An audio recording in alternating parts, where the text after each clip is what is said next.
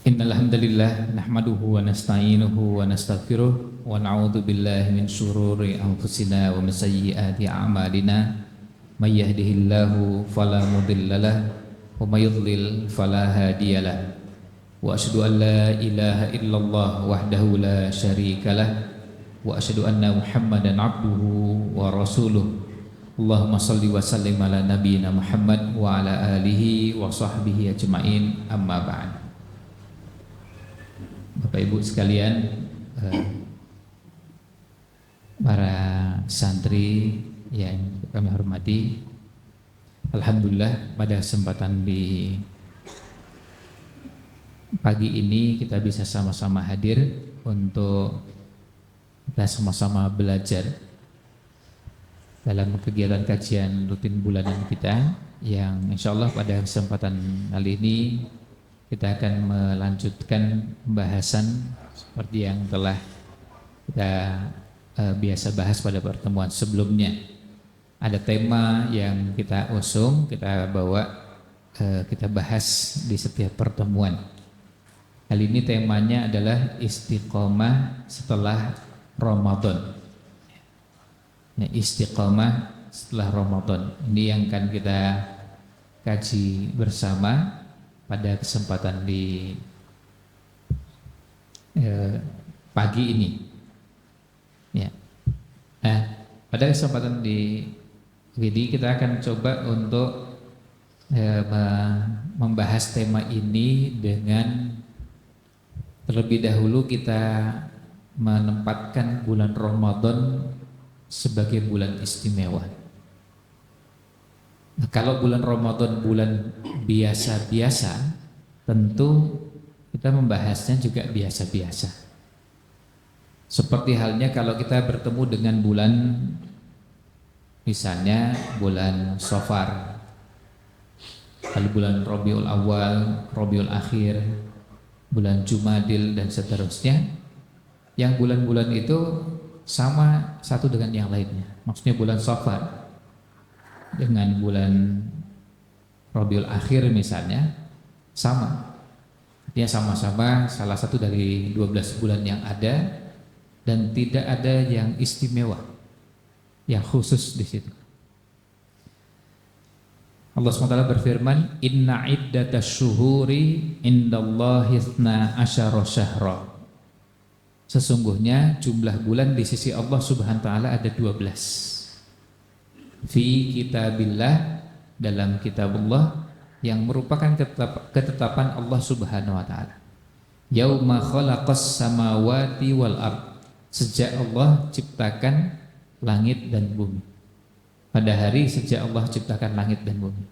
Jadi jumlah 12 itu memang sejak dulu begitu, tidak pernah berubah. 1 tahun 12 bulan. Kan 1 tahun itu bisa 10 bulan. Kalau Allah menghendaki 10 aja, nggak usah 12. Dan bisa juga 20 biar banyak, atau 30. Tapi ketetapan yang telah Allah tetapkan 1 tahun itu 12 bulan.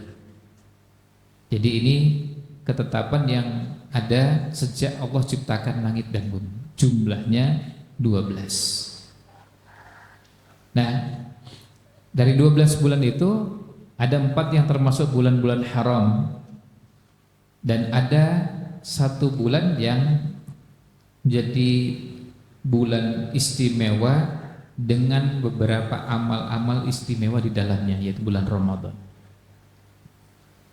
Nah, ini yang pertama yang perlu kita samakan pemahamannya, agar pemahaman kita ketika kita bicara istiqomah setelah Ramadan bisa kita bahas lebih dalam. Karena kalau sejak awal kita menganggap Ramadan biasa, maka akan tidak pas pembahasannya kalau kita membicarakan istiqomah setelah Ramadan, karena Ramadannya biasa.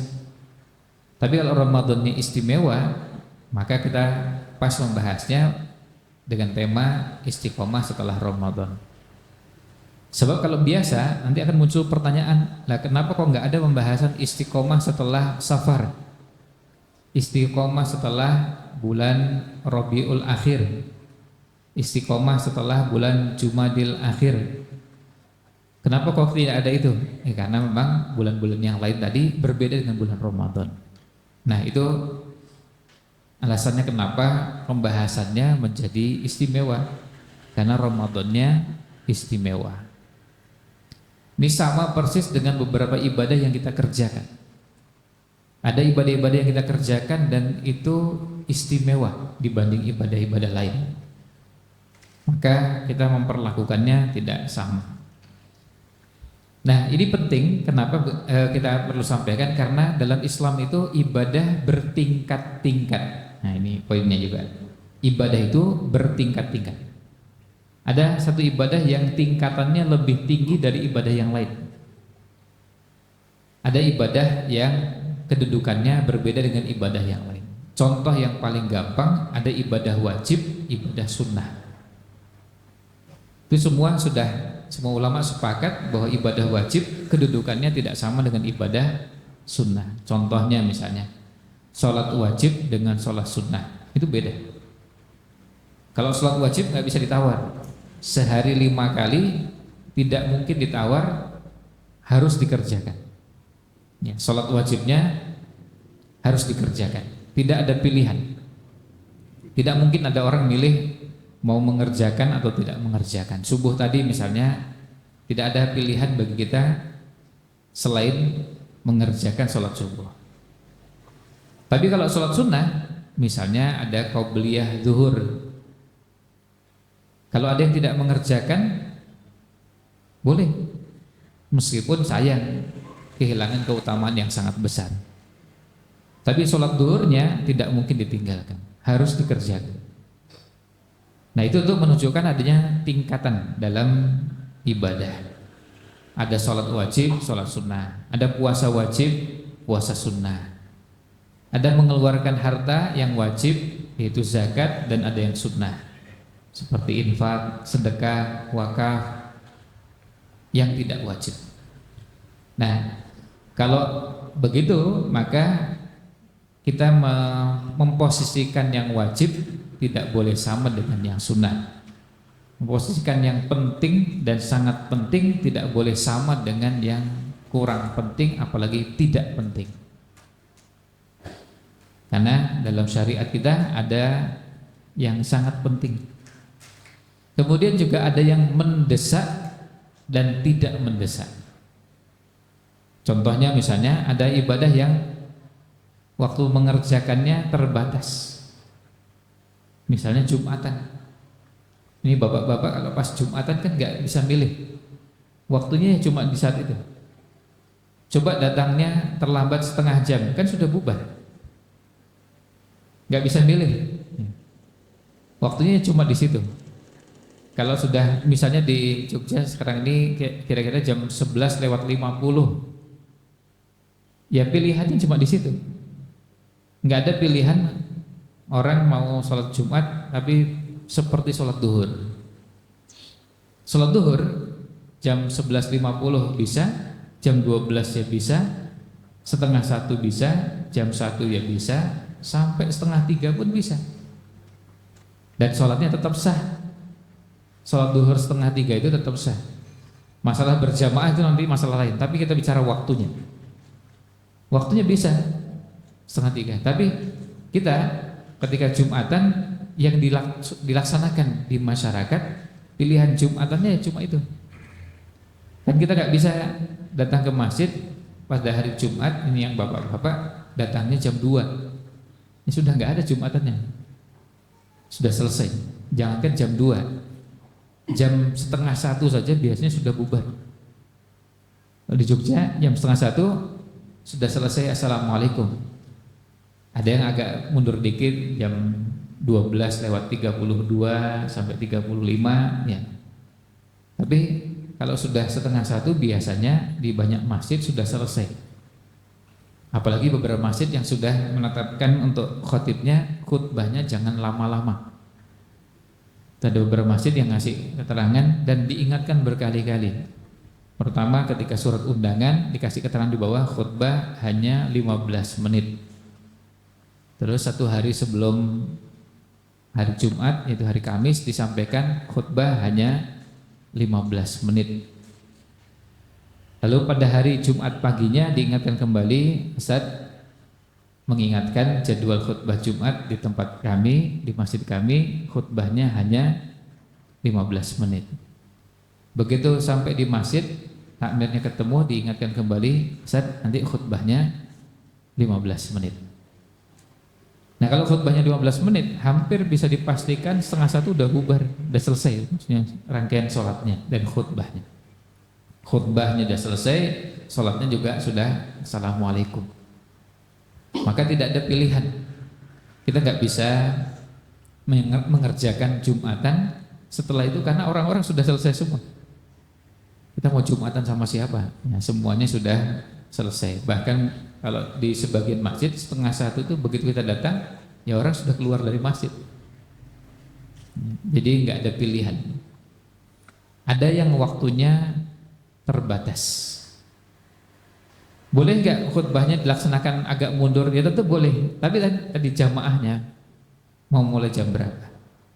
Di Jogja ini ada masjid yang kalau Jumatan pokoknya jam 12. Mau zuhur jam 11.50 ya jam 12. Zuhur jam 11.55 pokoknya jam 12. Bahkan adzan dan waktu zuhurnya jam 11.45 pun Jumatannya tetap jam 12. Jadi pernah saya mendapatkan jadwal khutbah Jumat di salah satu masjid, tapi karena kondisi jalanan agak macet dan bawa kendaraan roda 4 jadi agak terlambat. Di masjid yang saya lewati sudah mulai azan. Saya langsung menghubungi takmirnya, saya mohon maaf nih sepertinya terlambat. Apa bisa ada yang menggantikan? Terus tanya, Ustaz di mana? Saya masih mungkin sampai di masjid masih 7 menit lagi. Nah, 7 menit itu kan lama itu kalau untuk ukuran masjid yang apalagi sudah masjid yang lain sudah ada. Terus disampaikan nggak usah khawatir, saat itu nggak terlambat. Di masjid kami mulainya jam 12. Oh ya berarti nggak terlambat. Karena kalau nyampe di sana jam 11:53 itu kan nggak terlambat.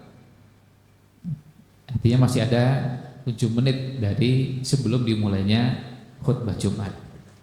Berbeda dengan masjid yang mengikuti jadwal waktu zuhur. Intinya bahwa ada waktu sholat itu, ada waktu ibadah yang waktunya sempit, terbatas.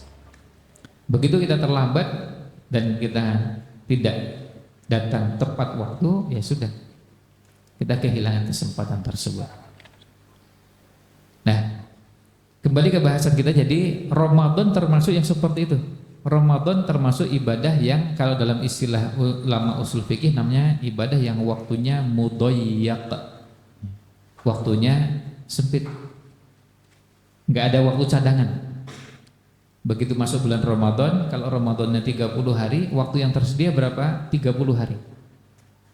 Jadi kalau sampai enggak mengerjakan 1 hari saja, ya sudah, berarti langsung mengqadha puasa Ramadannya.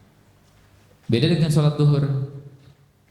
Kalau ada yang terlambat di masjid sudah selesai sholat zuhurnya, begitu kita sampai di masjid ternyata sudah salam, kita masih tetap bisa sholat zuhur dan masih dihitung sholat zuhur di waktunya. Nah, Ramadan termasuk ibadah yang tadi waktunya terbatas. Maka pada saat kita di bulan Ramadan kita diingatkan untuk memanfaatkan waktu dengan sebaik-baiknya. Karena kesempatannya sempit, kesempatannya ya cuma itu. Lailatul Qadar kapan? Ya 10 malam terakhir Ramadan. Dan kesempatannya sudah lewat sekarang. Kita nggak bisa ngejar Lailatul Qadar lagi nanti malam karena sudah lewat. Kita sekarang sudah di bulan Syawal. Nah, jamaah sekalian hafizakumullah. Nah, karena ibadah Ramadan ini terbatas waktunya, maka pada saat di bulan Ramadan kita berusaha mengerjakan ibadah-ibadah terbaik yang bisa kita kerjakan. Keluar dari Ramadan kita berharap mudah-mudahan, nah ini doa kita, mudah-mudahan apa yang kita kerjakan selama Ramadan itu diterima. Maka doanya taqabbalallahu minna wa minkum. Mudah-mudahan Allah menerima amal ibadah kita semua, amal ibadah kami dan amal ibadah Bapak Ibu sekalian. Ini doanya. Ini yang paling pertama yang kita harapkan dari Allah SWT, mudah-mudahan diterima. Sebab kalau sampai mengerjakan ibadah dan tidak diterima, capek deh. Udah mengerjakan ibadah nggak diterima, yang dapat cuma capek. Itu sebabnya kenapa kita berusaha untuk minta terus pada Allah, mudah-mudahan diterima. Nah, ini yang kita lakukan setelah Ramadan. Setelah itu, apa yang kita lakukan? Kita berusaha, ya, kita berusaha untuk meneruskan amal-amal kebaikan yang pernah kita kerjakan di bulan Ramadan. Ini yang dinamakan dengan istiqomah setelah Ramadan. Kalau tidak bisa semuanya, paling tidak kita pilih beberapa ibadah yang masih bisa diteruskan. Misalnya, di Ramadan kita puasa, namanya puasa wajib, itu puasa Ramadan. Begitu keluar dari Ramadan, apa ada puasa lagi? Ada. Puasa 6 hari di bulan Syawal. Puasa 6 hari ini bisa dikerjakan berturut-turut atau terpisah-pisah. Pokoknya yang penting jumlahnya 6. Mau misalnya langsung 6 hari atau pilih 1 hari lalu 1 hari lagi. Kalau sekarang udah nggak bisa. Kalau yang belum atau baru mengerjakan 1 hari, ya kesempatannya sudah semakin sempit karena jumlah hari-hari Ramadannya yang tersisa cuma tinggal sedikit. Ya kira-kira ini cuma tinggal 1 pekan lagi, maka pilihannya semakin sempit. Bagi yang belum, bagi Bapak Ibu sekalian yang belum sempat puasa Syawal, masih ada waktu 6 hari. Kalau mau mengerjakan di hari-hari yang tersisa ini. Puasa Syawal ini kalau di sebagian masyarakat dulu kita dapati di tanah air, puasa Syawal itu dikerjakan di hari kedua. Jadi hari pertama Idul Fitri, hari kedua langsung puasa Syawal selama 6 hari. Jadi hari kedua sampai dengan jadi hari kedua, 3, 4, 5, 6, 7. Nah, nanti setelah itu ada lagi kegiatan yang dilakukan oleh masyarakat setelah puasa 6 hari bulan Syawal. Setelah selesai puasa Ramadannya, berikut puasa 6 hari di bulan Syawal. Nah, tapi sekarang kondisinya berubah di sebagian masyarakat kita, terutama di Jogja. Justru setelah Idul Fitri, hari kedua, hari ketiga, keempat, banyak acara yang isinya kumpul-kumpul dan makan-makan, sehingga tidak memungkinkan untuk puasa Syawal. Jadi apalagi pertemuan terah keluarga besar, itu jarang ada pertemuan terah, pertemuan keluarga besar nggak pakai makan, itu nggak. Biasanya bahkan makannya menunya tambah lengkap dan tambah banyak. Jarang ada yang cuma menyediakan nasi, lauk, kemudian kerupuk, atau nasi, lauk, sayur, kerupuk, dan air minum. Itu jarang. Menu tambahannya Pak, Bu, nastar gitu ya. Nastar itu ada yang bikin plesetannya. Jadi karena kumpul-kumpul menunya nastar, tausiah dari Ustadz juga jangan panjang-panjang, karena menunya nastar. Nastar itu singkatan dari nasihat yang cuma sebentar. Ya.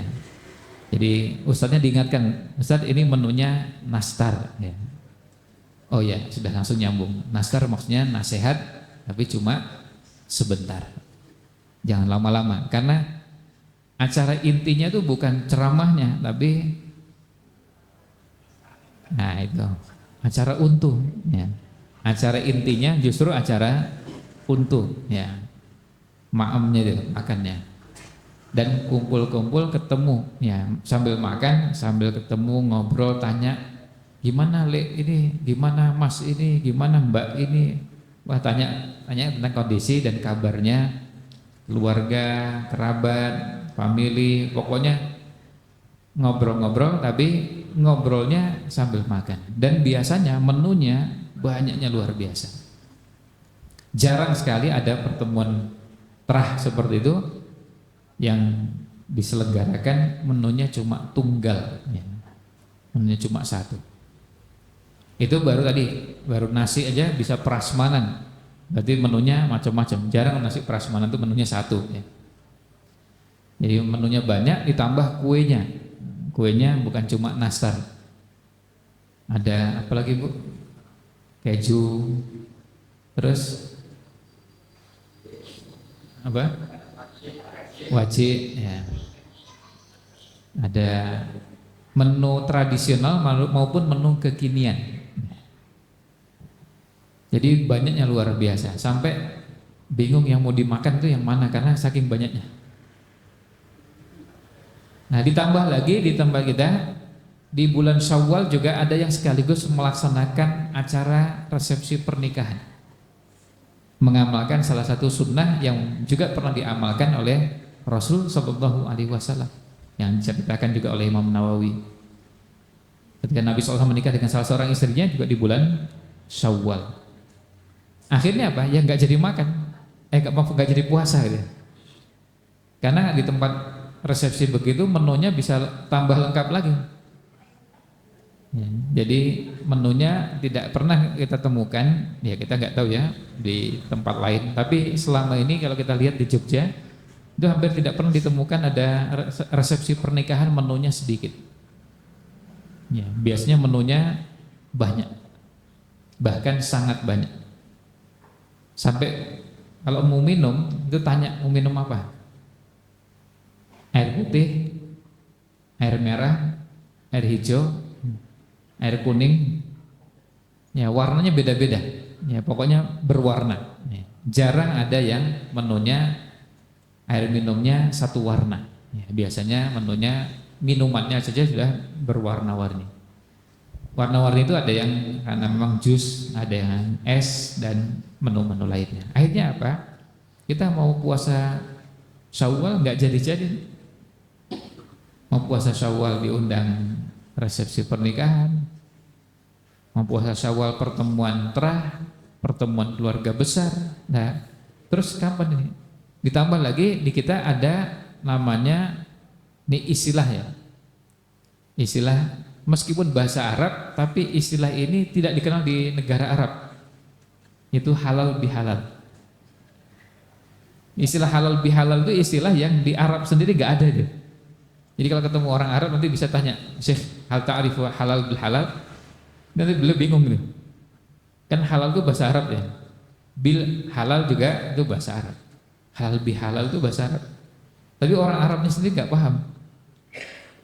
Nah, ini artinya ini istilah khas Indonesia, tapi diambil dari bahasa Arab, halal bihalal. Jadi sampai-sampai karena sudah saking populernya, jadi ada singkatan HBH.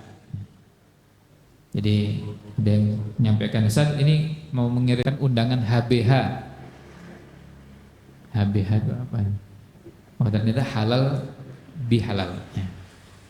Itu maksudnya halal bihalal itu apa? Pokoknya Syawalan lah gitu ya, biar gampangnya.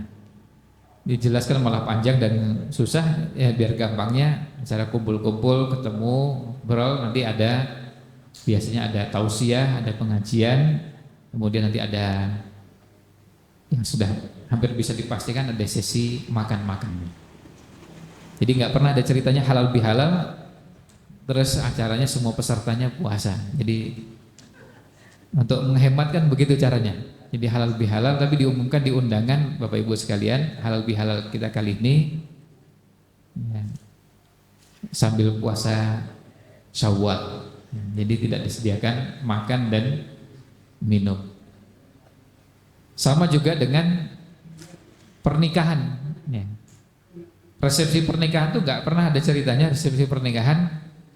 Lalu disampaikan kepada para tamu, pernikahannya dilaksanakan di bulan Ramadan di siang hari, sehingga tidak menyediakan hidangan makanan. Boleh nggak pernikahan di bulan Ramadan?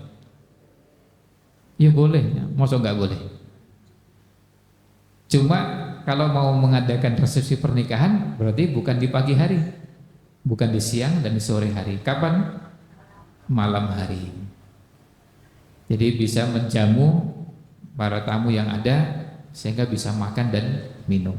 Ini yang berkaitan dengan kesempatan kita untuk puasa Syawal. Jadi di bulan Syawal ini kadang-kadang ada yang sampai dengan pertengahan Ramadan nggak memungkinkan untuk puasa Syawal. Mau puasa mengqadha bulan Ramadan yang bagi yang punya hutang atau puasa sunnah betul-betul nggak bisa. Karena acaranya kumpul dan makan-makan. Bahkan ada yang sehari sampai 2 kali. Termasuk yang paling repot adalah ustadz yang diundang. Kalau ustadz yang diundang dan acaranya 3 itu makan semua. Ya, acaranya makan semua. Karena apa? Karena halal bihalal, syawalan. Itu tadi nggak ada ceritanya halal bihalal yang tanpa makan. Dan halal bihalalnya mau halal bihalal masjid, kampung, warga, kemudian kalau itu sekolah, kampus, kantor, semuanya itu hampir bisa dipastikan makan. Mau makannya makan apa itu nanti beda-beda. Sehingga ini menjadi salah satu ladang bisnis bagi sebagian pengusaha rumah makan dan juga hotel.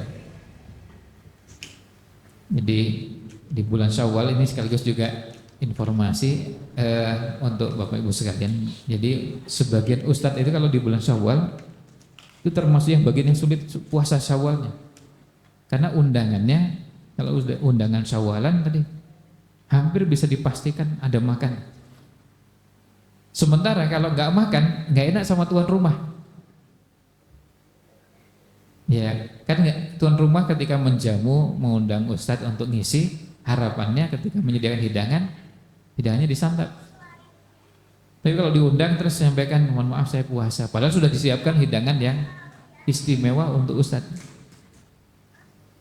Bisa jadi tuan rumah kurang berkenan dengan cara seperti itu. Makanya akhirnya ustadznya terpaksa buka puasa.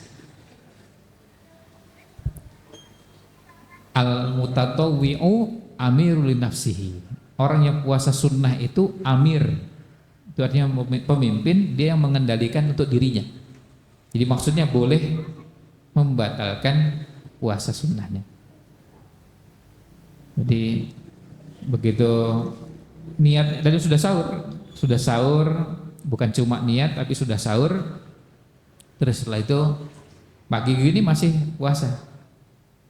Tapi jam 9 nanti ada undangan Syawalan. Pas di undangan itu ternyata ustadznya disediakan di ruangan khusus atau di meja khusus, meja VIP untuk pemateri dan untuk tamu-tamu undangan khusus. Dan menunya menu khusus juga. Nah ini yang susah. Nggak makan. Ya nggak enak. Atau enak. Ya ada yang merasa ini kesempatan menjamu tamu, menjamu orang-orang istimewa, jadi kesempatan seperti itu. Akhirnya terpaksa di sebagian orang berbuka karena ingin menghormati tuan rumah yang sudah menyiapkan hidangan. Oleh karena itu biasanya kalau para ustadz, para dai itu sudah terbiasa memperhatikan undangan-undangan. Kalau undangannya acaranya Syawalan itu hampir bisa dipastikan makan. Nah nggak makan itu membuat nggak enak tuan rumah. Nah kalau undangannya tiap hari, nah itu yang susah. Padahal yang namanya Syawalan di negeri kita, termasuk di Jogja, itu bisa tiap hari. Syawalan bukan cuma Sabtu Ahad, ada Syawalan Senin, Syawalan Selasa, ada Syawalan Rabu, Syawalan Kamis. Nah ini kalau Syawalan di hari-hari seperti itu, terus kapan puasanya? Nggak sempat puasa Syawal. Nah biasanya itu sampai pertengahan Ramadan, pertengahan Syawal masih banyak. Kalau sudah di akhir seperti ini sudah mulai berkurang. Bukan berarti habis, tapi berkurang.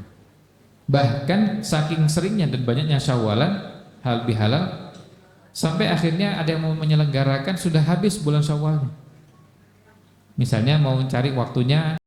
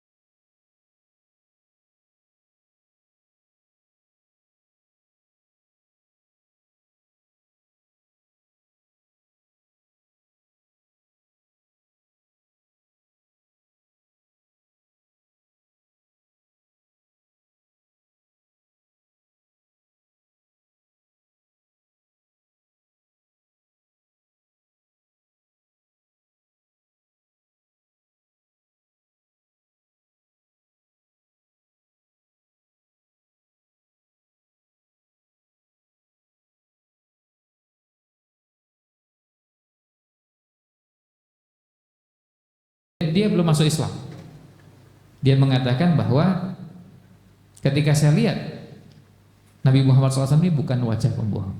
Lalu kemudian beliau menyatakan, kalimat pertama sabda Nabi Muhammad SAW yang pertama kali saya dengar adalah anjuran untuk menyebarkan salam, afsyus salam, kemudian wasilul arham, sambung silaturahim, wasallu bil laili wan nasu niyam, salatlah di malam hari ketika orang sedang tidur. Nah, di situ disebutkan salat malam. Nah, itu kata sahabat Abdullah bin Salam, kalimat yang saya ingat dan sangat berkesan. Ini untuk menunjukkan kepada kita adanya anjuran untuk mengerjakan qiyamul lail, salat malam. Jadi dua yang coba diteruskan, yang pertama puasa, yang kedua salat malam. Nah, puasa ini kalau yang mampu mengerjakan lebih dari 3 hari, silahkan kerjakan yang lebih. Kita ingat kisahnya salah seorang sahabat yang ketika datang menemui Nabi Muhammad SAW menyampaikan, ya Rasulullah, saya ini masih muda, saya sanggup puasa, apa puasa yang Anda sarankan? Lalu sampaikan puasa 3 hari, 3 hari tiap bulan. Lalu sahabat ini nawar, tapi nawarnya ke atas, bukan nawar ke bawah. Sampaikan, ya Rasulullah, saya masih kuat, ada nggak puasa lain yang bisa saya kerjakan? Lalu sampaikan puasa Senin Kemis. Kalau Senin Kemis setiap pekan, kalau pekannya ada 4 kan, bisa jumlahnya jadi ya 2 kali 4 jadi 8. Kalau tadi cuma 3 hari, ini 8 hari. Bisa juga 9, tergantung dari awal bulan dan akhir bulannya ketemu Senin atau ketemu Kemis. Lalu sahabat ini nawar lagi. Nawarnya apa? Ya Rasulullah, saya masih kuat, ada nggak puasa lagi yang lebih dari itu? Ini menunjukkan iman yang kuat, sampai-sampai nawar berkali-kali, dan nawarnya nawar ke atas. Yang imannya lemah, imannya ke bawah, rendah, biasanya nawar ke bawah juga. Jadi nawar itu kadang-kadang berhubungan juga dengan kualitas iman. Nah, ketika menyampaikan, dijawab oleh Nabi Muhammad SAW, kalau gitu puasa Daud, sehari berpuasa, sehari berbuka. Kalau yang kuat puasa Daud, silahkan puasa, karena tiap orang bisa beda-beda. Ada yang kuatnya cuma 3 hari, ya sudah 3 hari. Ada yang bisa Senin Kemis, silahkan. Ada yang masih kuat lagi dan bisa puasa Daud, itu yang lebih baik. Ini pilihan. Kalau yang bisa teruskan puasanya akan sangat baik. Dan tentu puasa ini sangat baik untuk semua. Ini kami sampaikan bukannya untuk para santri, tapi untuk Bapak Ibu sekalian, termasuk para wali santri. Karena kalau kita biasakan puasa, tentu bukan hanya pahala yang kita dapatkan, manfaat puasa dari sisi kesehatan pun bisa kita dapatkan. Sekarang ini kita hidup di zaman yang salah satu masalah yang kita hadapi adalah masalah makanan. Masalah-masalah penyakit yang berhubungan dengan perut karena makanan. Nah, untuk supaya bisa sehat, gimana caranya? Salah satu resep yang kita bisa lakukan adalah puasa. Puasa, karena di puasa itu kita bisa berkesempatan untuk mengurangi kerja lambung. Capek kerja lambungnya kalau dikit-dikit makan lagi. Maka kita bersyukur Allah berikan syariat puasa.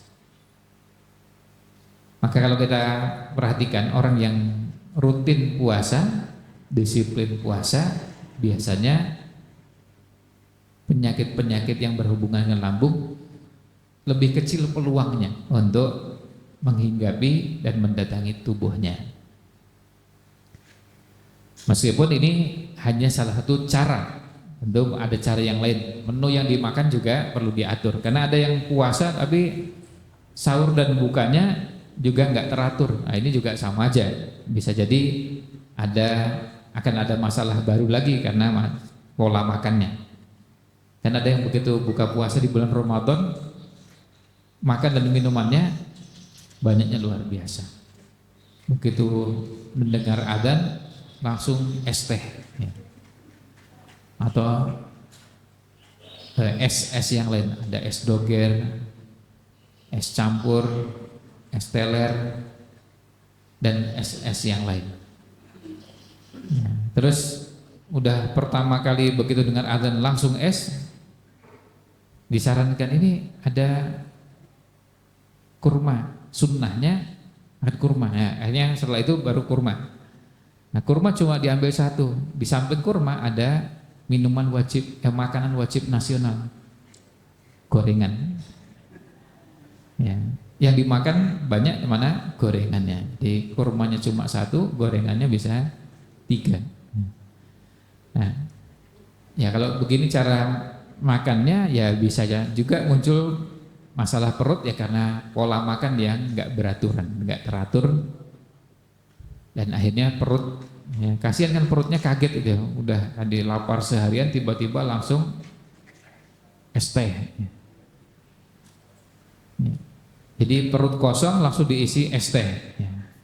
Langsung diisi es teler, es doger dan es yang lain. Nah ini perutnya yang kasihan. Puasanya sudah benar, tapi cara berbukanya yang masih belum pas. Nah ini 2 contoh amalan. Apa cuma itu? Tidak. Maka masing-masing dari kita bisa milih kira-kira amal apa yang mau kita teruskan selama di bulan Syawal ini, terus diteruskan nanti ke Dzulqa'dah, nanti diteruskan lagi ke Dzulhijjah dan begitu seterusnya. Kalau sudah puasa, sudah sholat malam, nanti bisa meneruskan dengan beberapa amal yang lain. Di bulan Ramadan alhamdulillah kita sudah sering pengajian. Ada yang tutup ba'da subuh, ada yang menjelang tarawih, ada yang menjelang buka puasa. Nah di bulan seperti ini kita biasakan lagi ngaji. Dan mari kita biasakan ikut pengajian itu menjadi salah satu gaya hidup kita, kebutuhan kita.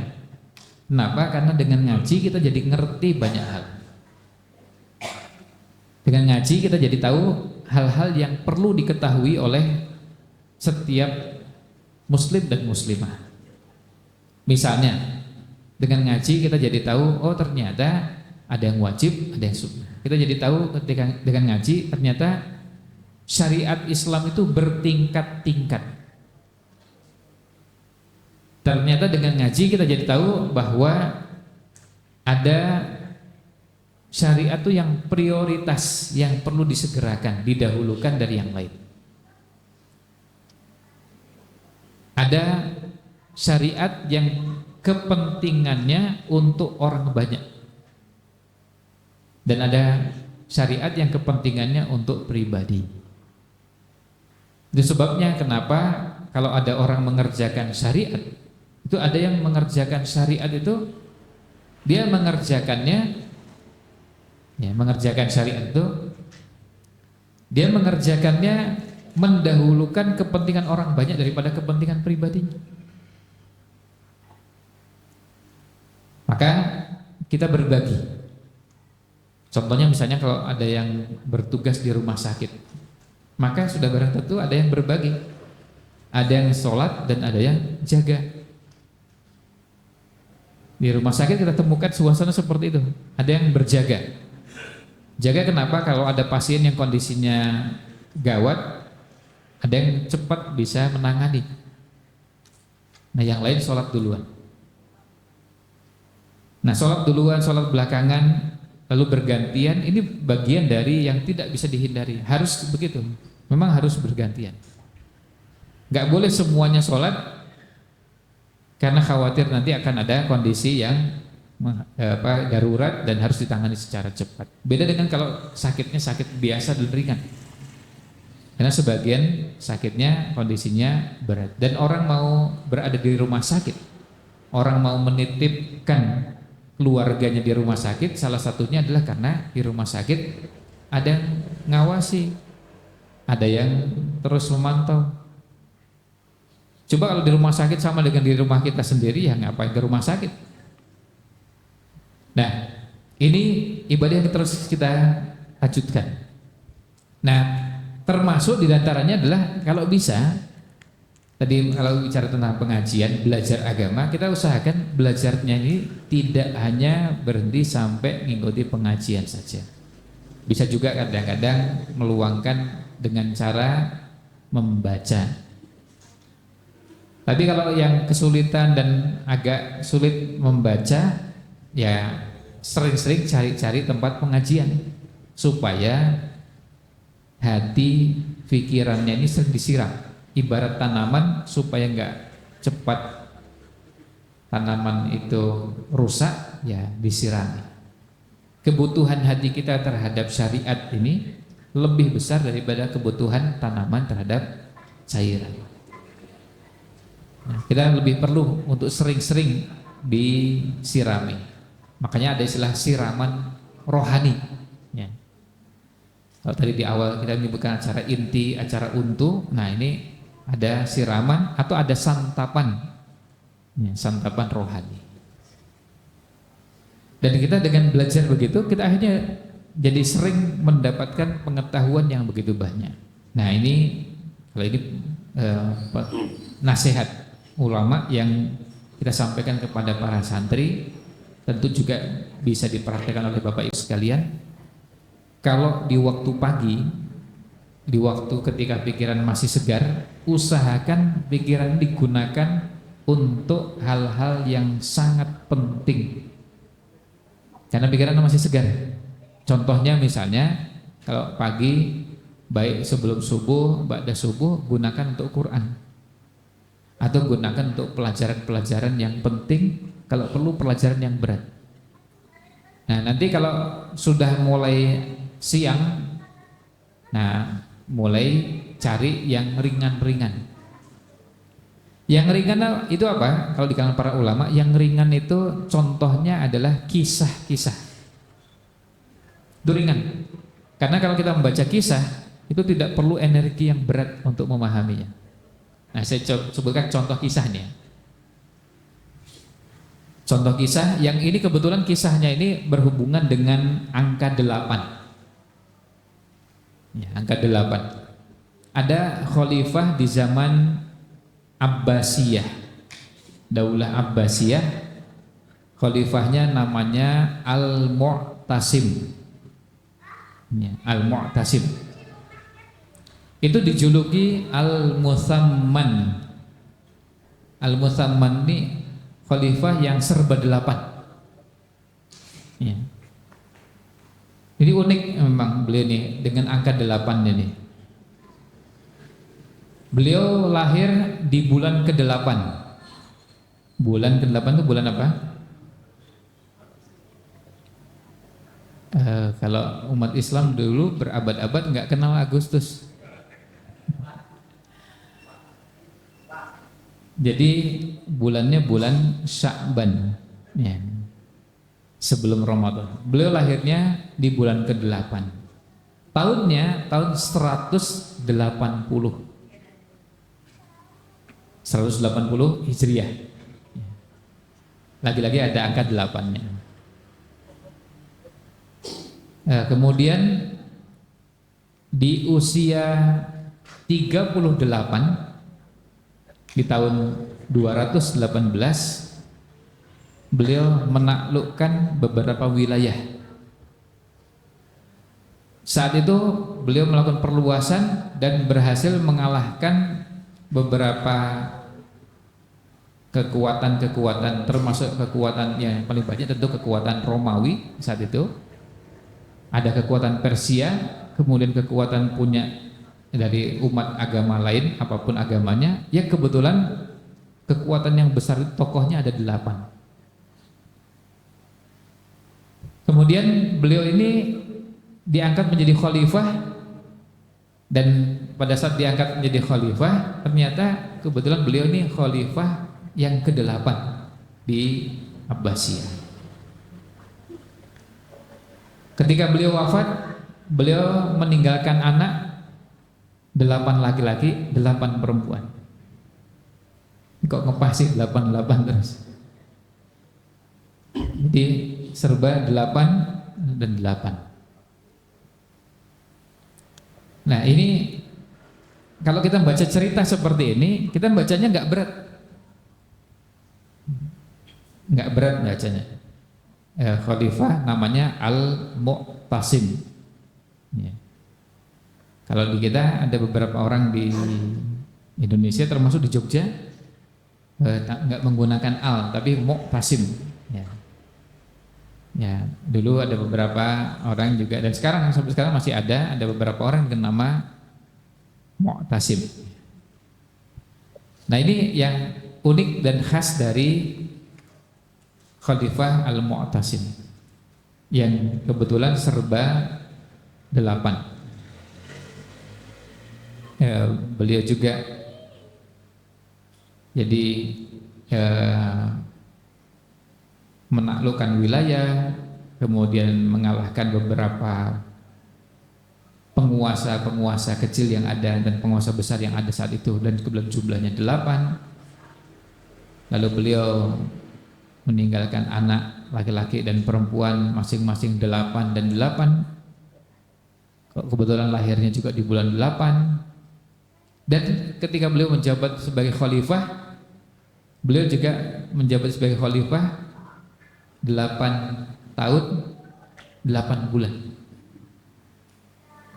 Jadi kok pas 8. Beliau wafat di usia berapa? 48. Jadi kok pas 8 ini. Jadi itu contoh bagaimana kalau kita membaca kisah-kisah itu, kita membahasnya atau menceritakannya juga nggak berat, mencernanya juga nggak berat. Beda dengan kalau kita belajar bahasan-bahasan yang rumit, itu ada yang berat. Nah, tapi ada cerita yang unik dengan Mu'tasim ini. Jadi Mu'tasim ini setiap sekolah dulu waktu masih kecil. Karena beliau ini kan anak raja, khalifah. Bapaknya siapa? Bapaknya adalah Harun Ar-Rasyid. Khalifah Harun Ar-Rasyid. Nah ini anaknya. Anaknya ini yang namanya Mu'tasim ini, pada saat berangkat sekolah, dan waktu itu sekolahnya di lembaga pendidikan yang namanya Kuttab. Di Kuttab itu lembaga pendidikan tingkat TK dan SD. Nah ketika berangkat sekolah biasanya ada temennya yang membersamai, sama-sama berangkat ke Kuttab. Nah suatu ketika bapaknya Khalifah Harun Ar-Rasyid tanya, gimana kabar temanmu itu? Lalu kata Mu'tasim, teman saya sudah meninggal dan sudah bisa istirahat dari beban sekolah di Kuttab. Kaget sekali ya, bapaknya kaget. Sebegitu bencinya ya kamu sama belajar, sampai mengatakan wafatnya temennya ini adalah kesempatan bisa istirahat dari belajar di Kuttab. Nah kalau akhirnya apa? Harun Ar-Rasyid langsung kemudian melihat, karena melihat dan saking sayang. Ini contoh sayang yang nggak benar. Ini contoh sayang yang nggak benar. Akhirnya apa? Karena kelihatan anaknya juga nggak suka sekolah, ya sudah. Kalau gitu kamu nggak usah sekolah aja sekalian. Dan akhirnya nggak sekolah. Ya, akhirnya nggak sekolah. Tapi kan kasihan. Di kemudian hari, akhirnya anaknya ini ada 2 riwayat kata Imam Ibnu Katsir. Salah satu riwayatnya nggak bisa tulis baca.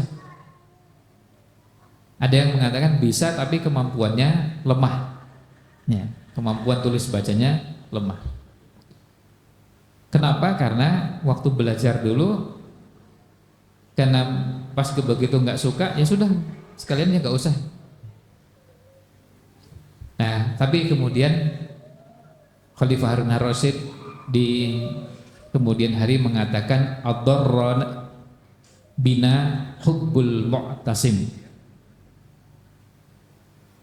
Sayangnya kita pada anak, cintanya kita pada anak lalu menyebabkan kita salah bersikap dan akhirnya membahayakan anak tersebut.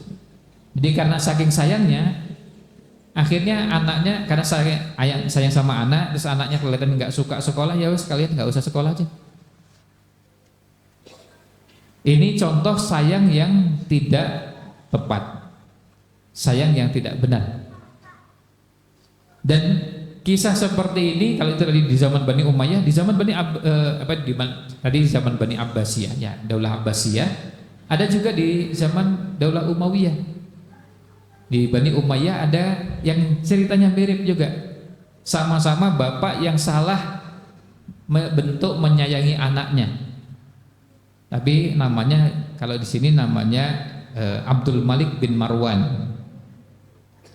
Nah, Abdul Malik bin Marwan ini punya anak namanya Al-Walid. Punya anak namanya Al-Walid. Nah, kelihatan sama juga. Ketika nggak suka, akhirnya kalau gini, kalau kisahnya Abdul Malik bin Marwan ini, anaknya ini karena disayangi, dan ini contoh orang tua yang terlalu sayang sama anaknya. Abdul Malik bin Marwan ini berat pisah dengan anaknya. Kalau dikirim ke pondok, wah nanti pisah dalam waktu lama. Akhirnya anaknya nggak dikirim belajar, termasuk nggak dikirim belajar ke, dulu diistilahkan Badiah, untuk belajar bahasa sekaligus juga belajar kehidupan. Nah, akhirnya anaknya ini sering salah dalam tata bahasa. Ini pada kisahnya Al-Walid, anaknya Abdul Malik bin Marwan. Lalu kemudian muncul ungkapan yang juga populer, adarra hubbuna bil walid. Cintanya kami sebagai orang tua kepada anak kami Al-Walid ternyata justru menjerumuskan dan membahayakan anak. Nah, di kalangan para ulama, termasuk kata Imam Ibnul Qayyim dalam Tuhfatul Maudud bi Ahkamil Maulud, beliau mengatakan ada sebagian orang tua yang sayangnya kepada anak tapi diwujudkan dengan cara yang salah. Dia mengira ini adalah bentuk sayang pada anak, padahal justru ini bentuk menjerumuskan dan membahayakan anak. Contohnya adalah anak harusnya dididik dan diarahkan untuk belajar, tapi karena saking sayangnya nggak usah lah, kasihan tidak. Lalu anaknya lagi nggak mau belajar, ya nggak usah. Anaknya nggak mau sekolah, ya nggak usah sekolah. Yang namanya sekolah itu di mana-mana pasti ada yang menyenangkan dan ada yang tidak menyenangkan. Apalagi di zaman sekarang, kalau anak disuruh milih mana, sekolah atau main game, ya pasti milih yang kedua. Kalau anak disuruh milih, tapi kan anak kadang-kadang memilih sesuatu yang nggak ngerti pengaruh dan dampaknya jangka panjang. Makanya orang tua perlu mengarahkan. Sebaliknya, ada kisah-kisah orang-orang yang alhamdulillah orang tuanya berhasil mendidik dan mengantarkan anaknya, membimbing anaknya sampai akhirnya bisa, bukan cuma bisa baca Quran, ngerti agama, sampai ada yang hafal Quran, belajar ini dan itu, jadi bekal hidupnya.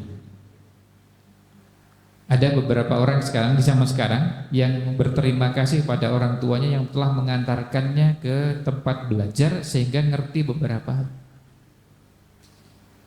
Nah, ini contoh sayang yang tidak sayang yang tidak pada tempatnya. Dan ini kisah ini kami ceritakan karena kebetulan juga hadir sebagian wali santri. Ini sebagai bentuk dari contoh kadang-kadang para wali perlu mewujudkan cintanya pada anak, diwujudkan dengan cara yang benar. Bahwa kadang-kadang anak itu kangen, ya wajar, dan itu lumrah, memang normal. Justru kalau nggak kangen itu malah jadi nggak normal. Kok ada anak begitu masuk pondok malah seneng, nggak mau ketemu bapaknya ibunya, itu malah aneh. Bahwa alhamdulillah anak sudah bisa betah, itu yang disyukuri, tapi tidak berarti nggak merindukan orang tuanya. Nah, orang tua juga sama. Ada yang anaknya sudah betah tapi orang tuanya yang nggak tahan berpisah dalam waktu yang lama. Itu contohnya Abdul Malik bin Marwan dengan putranya Al-Walid. Nah, tapi kalau nggak bisa lama, gimana caranya? Ya sesekali bertemu. Ya, kita bisa bertemu, ya ini para wali santri bisa ketemu dengan putranya, dengan putrinya yang berada di pondok. Ada yang modelnya bulanan, bisa ketemu. Pas kebetulan harinya juga libur, bisa berkesempatan untuk ketemu, ngobrol, bisa makan bareng, bisa ini dan itu, melepas kerinduan. Tapi jangan lalu karena anaknya nggak mau belajar Quran, nggak mau belajar agama, nggak mau belajar apapun, lalu dipenuhi permintaannya. Kasihan anaknya. Kadang anak meminta sesuatu tapi nggak ngerti apa yang diperlukan untuk masa depannya. Maka kadang-kadang kita dapati ada beberapa ulama dulu yang sekarang jadi ulama, atau ulama dulu dan beliau-beliau sekarang sudah wafat. Ketika masa kecilnya mereka mengalami pendidikan yang disiplin dan tegasnya luar biasa. Tapi kemudian mereka merasakan manfaatnya di kemudian hari. Nah, ini Bapak Ibu sekalian, ulasan yang bisa kami sampaikan, baik berkaitan dengan istiqomah setelah Ramadan maupun dua kisah yang tadi kita sampaikan, yang mudah-mudahan bisa menjadi bahan bagi para Bapak Ibu sekalian, baik Bapak Ibu yang jadi wali santri maupun Bapak Ibu yang tidak menjadi wali santri. Paling tidak ini jadi model untuk bagaimana membimbing anak-anak. Silahkan wujudkan kecintaan kepada anak, sayang kepada anak, tapi diwujudkan dengan cara yang benar. Jangan sampai hanya karena memenuhi permintaan anak, lalu kesempatan belajar, keinginan untuk menuntut ilmu, atau keinginan untuk belajar ini dan itu tidak diberikan hanya karena sayang kepada anak. Demikian yang bisa saya sampaikan. Wallahu a'lam. Wassallallahu wasallam ala nabiyina Muhammad wa ala alihi wa sahbihi ajmain. Wassalamualaikum warahmatullahi wabarakatuh.